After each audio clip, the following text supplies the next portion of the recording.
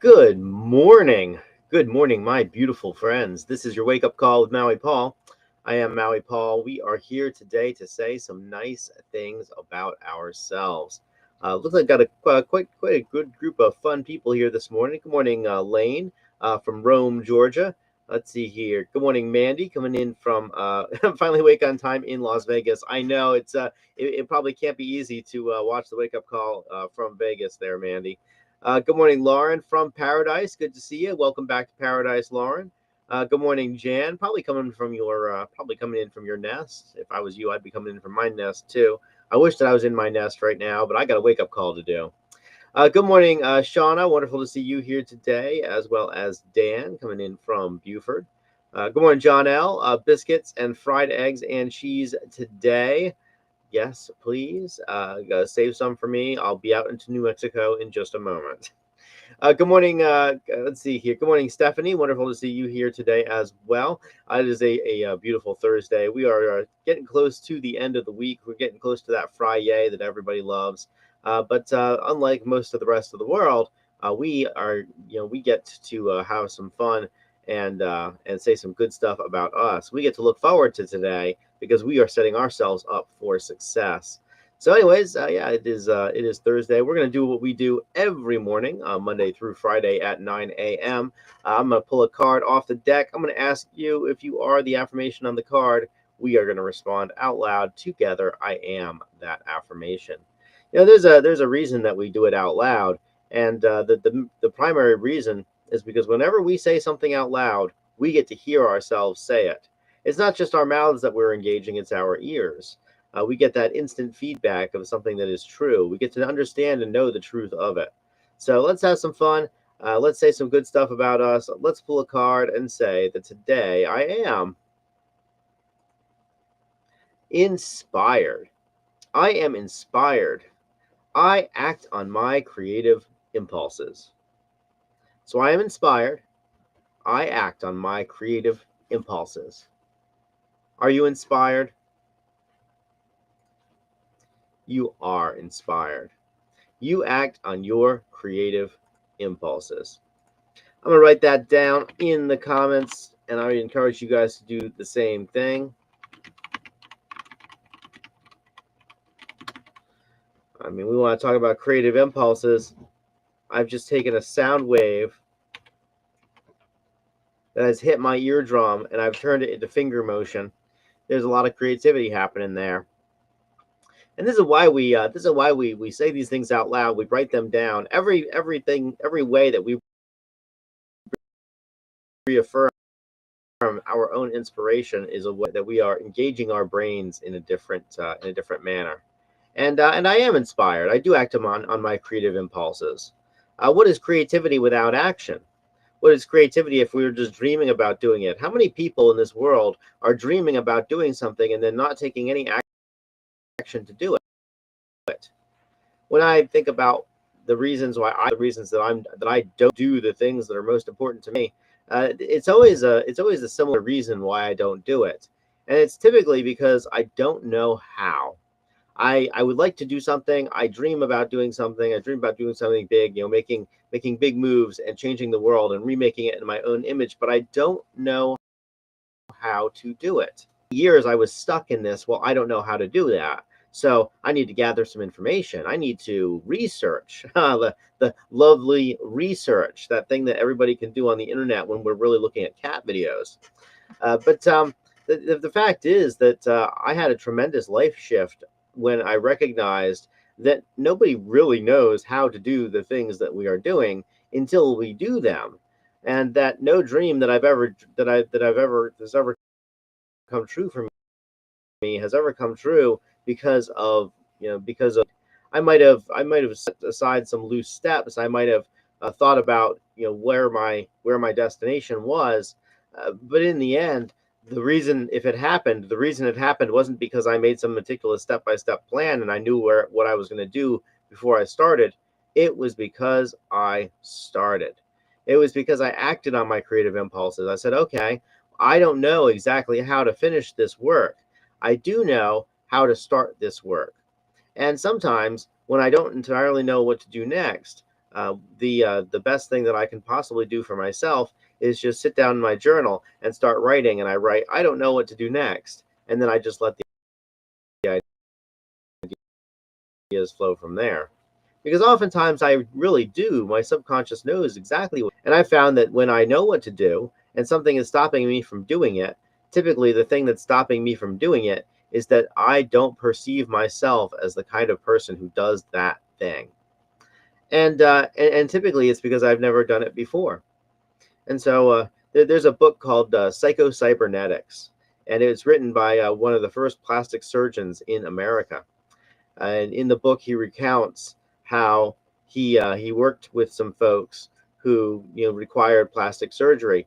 And we're not talking about like plastic surgery because they didn't like the way their nose looked. We're talking about the people who originally visited plastic surgeons, that they visited the plastic surgeons because they had deformities. They had issues from injuries. They had there were parts of them that just were not working properly. Like their bodies could still work, but boy, they did not look like the people around them.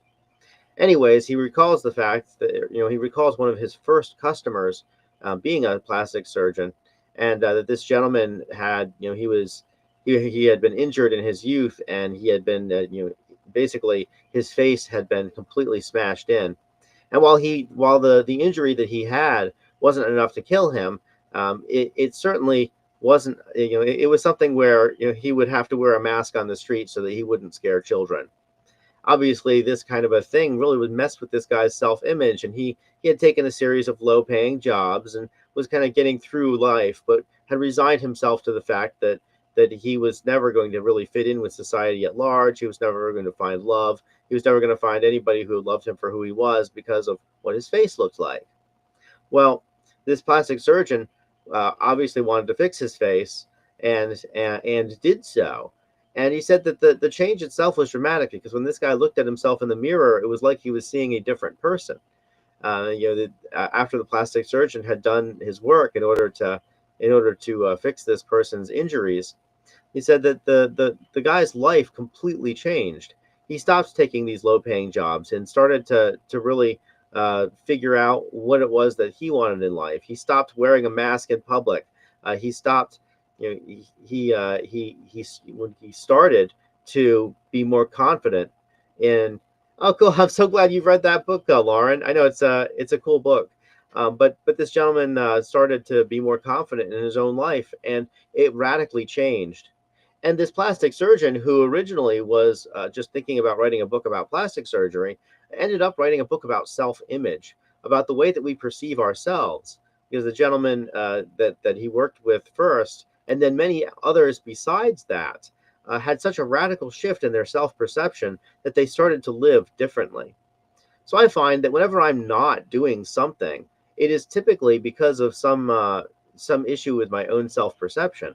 It's typically because I don't perceive myself as the kind of person who does that thing, even if that thing is good for me, even if that thing is in line with my goals, even if that thing is something that I want to do, that I desire to do, that I think would be that I know darn well I need to do. It's a necessary change. Uh, so in the end, uh, when I'm not doing something that I know that I ought to be doing, instead of forcing myself to do it or writing it down on my to-do list for the 400th time, what I've discovered the most effective way to get it done is simply to ask myself, what part of me, what part of my subconscious doesn't think that I'm the kind of guy who does this? And when the chips are really down, uh, I often find out that it is typically some niggling little fear that is inside of me that is preventing me from moving forward, because you typically, and this is going to sound very silly, but it's also really common, not just in me but in a lot of people. But typically, when I really look at the reasons why I'm not doing something that I know I ought to do, it's because I've never done it before and I'm scared to fail. Scared to suck at something I've never done before. Scared to do it the first time. What a silly reason that I hold myself back from the things that are most important to me. What is still and when I recognize how silly it is, and I'm like, okay, I have to dare to suck. I have to dare to be not to be not good at something. I have to be bold enough to just do it the first time, realize that the first time is always the worst time, and that we have to go through the first time before we can go through the second time. And once we get to the second time, that we're starting to be better at it, and then ultimately will the creative impulses that we act on, that we're going to start to be competent at it. I've got a daughter right now. I don't expect my daughter to get up and walk today. The other day, she kind of sort of rolled herself over, which I thought was really cool. She was on her, she was on her belly, and then she rolled herself over onto her back, and because she did that, my first thought was not to go yell at her and be like, "Well, you now it's time for you to walk. Why aren't you walking yet?" My first thought was to be very happy for her, and go and fuss all over her and be like, "Oh, you're so cute and amazing and best baby ever." No other baby has ever done this, which Not as good as her. not as good as her, Pepper says. But She's the best baby. best baby. I'm not biased at all. Best baby ever. Most advanced baby that ever walked this earth, and she hasn't even walked yet. But the fact is that just because she had the one little milestone doesn't mean that I expect her to have a second milestone right away. I recognize that the development is a process, and let me tell you, being a dad has helped me to understand and to parent myself and realize that in myself development is a process. And when I act on my creative impulses, it's simply another little step in my personal growth. And so I am inspired. I act on my creative impulses. And that's what inspiration is. Inspiration does not always need to result in a masterpiece. And that's another thing that I had to learn, was that being inspired doesn't the work that I create when I'm inspired is not always very good. Sometimes it's downright lousy, and that's okay. That when inspiration strikes, that inspiration does not always result in a masterpiece. Inspiration can just strike in, um, and manifest as me just doing something that I've never done before, which in itself is sometimes quite the victory. And so today, let's act on our creative impulses. Ask ourselves, well, what is it that we're stopping ourselves from doing it, and why? What fears do we have? What reservations do we have? Where is it that our image of ourselves is not in line with what we, in our deepest heart of hearts, desire to create? Because as we move through life, we are always creating. We're either creating something that we want, or we're creating something that we don't want. And so let's always just let's always be acting on our creative impulses. When I have a fire in my belly to make something that I've never made before, and nowadays I just make it. I make it, and I don't care what the result is. I don't care that I've never done it before. I don't care that I don't see myself as a person who does that thing. If it's a creative impulse, I jump all over it, and that has it's made all the difference in the world for me. So I'm an inspired person. You're inspired too. And I know for a fact that my friends are inspired, because I am surrounded by some really, really cool folks who do act on creative impulse and who have created nice stuff.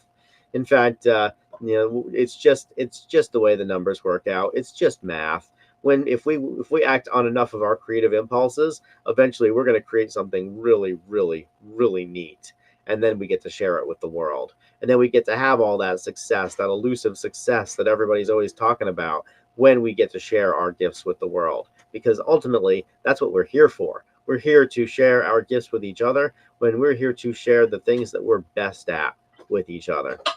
All right, my beautiful friends, I will talk to you tomorrow at 9 a.m. We will come back with another one of these cards. And then also, it being Friday tomorrow, we're going to go through all the ones for the week in preparation for the awesome Saturday service. I want to say thank you guys so much for being here. Good morning again to Lane and to Mandy. Thanks for waking up early, Mandy, to be a part of the wake-up call. I really appreciate it.